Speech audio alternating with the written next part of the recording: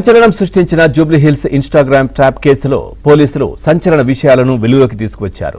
Rich kids ను లక్ష్యంగా చేసుకుని సోషల్ మీడియా ద్వారా మైనర్ బాలికలను ట్రాప్ చేసిన కేసులో మొత్తం 11 మందిని నిందితులుగా చేర్చారు. మైనర్లను బ్లాక్మెయిల్ చేసి లక్షల రూపాయలు వసూలు చేసిన భారీ నెట్వర్క్ ఉన్నట్లు పోలీసులు గుర్తించారు.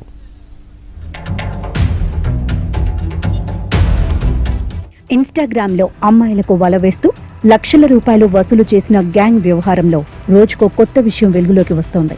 డబ్బున్న అమ్మాయిలను ఇన్స్టాగ్రామ్ ద్వారా పరిచయం చేసుకుని తర్వాత స్నేహంగా ప్రారంభమై ఆ పరిచయం తర్వాత బలవంతపు సంబంధాలకు దారితీసినట్లు పోలీసులు గుర్తించారు.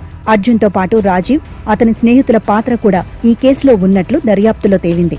బాధితుల కుటుంబ సభ్యులు పలుమార్లు అర్జున్ను హెచ్చరించినప్పటికీ అతను తన ప్రవర్తన మార్చుకోలేదని సమాచారం. గత ఏడాదిలోనే అర్జున్పై పోలీసులకు ఫిర్యాదు చేసినట్లు రిమాండ్ రిపోర్టులో ప్రస్తావించారు.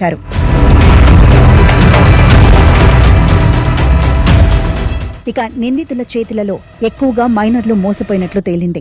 మైనర్లను ట్రాప్ చేసి మోసం చేస్తున్న వ్యవహారంలో భారీ నెట్వర్క్ ఉన్నట్లు పోలీసులు గుర్తించారు. ఈ కేసులో అర్జున్, రాజీవ్తో పాటు వీరి స్నేహితుల పాత్రపై కూడా పోలీసులు దృష్టి పెట్టారు. ఈ వ్యవహారం ఓ బాధితురాలి కుటుంబ సభ్యులకు తెలియడంతో వారు పలుమార్లు అర్జున్ను వారించినా మార్పు రాకపోవడంతో పోలీసులకు ఫిర్యాదు చేశారు. అప్పుడు పోక్సో కేసులో అర్జున్ అరెస్టై తర్వాత బెయిల్పై బయటికి వచ్చాక కూడా మైనర్ బాధితురాలితో ఇన్స్టాలో కనెక్ట్ అయ్యాడు.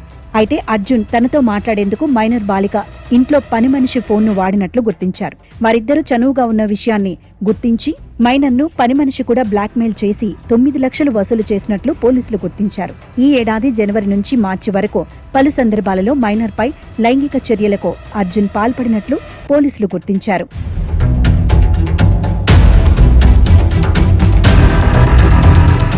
ఈ 3 నెలల్లో వివిధ కారణాలు చెప్పి బాధితురాల నుంచి అర్జున్ 13 లక్షలు తీసుకున్నట్లు తేలింది. అర్జున్కు డబ్బులు ఇచ్చేందుకు సొంత ఇంట్లోనే దొంగగా మారి మైనర్ డబ్బులను ఇచ్చినట్లు గుర్తించారు. డబ్బు పోయిందని బాధితురాలిని తండ్రి నిలదీయడంతో అసలు విషయం బయటపడింది.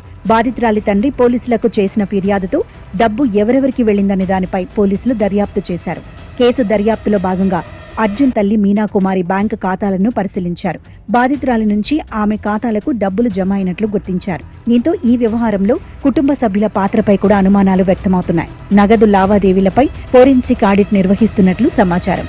ఎవరెవరు ఈ వ్యవహారంలో భాగస్వాములయ్యారనే విషయంపై పోలీసులు సమగ్ర దర్యాప్తు చేస్తున్నారు.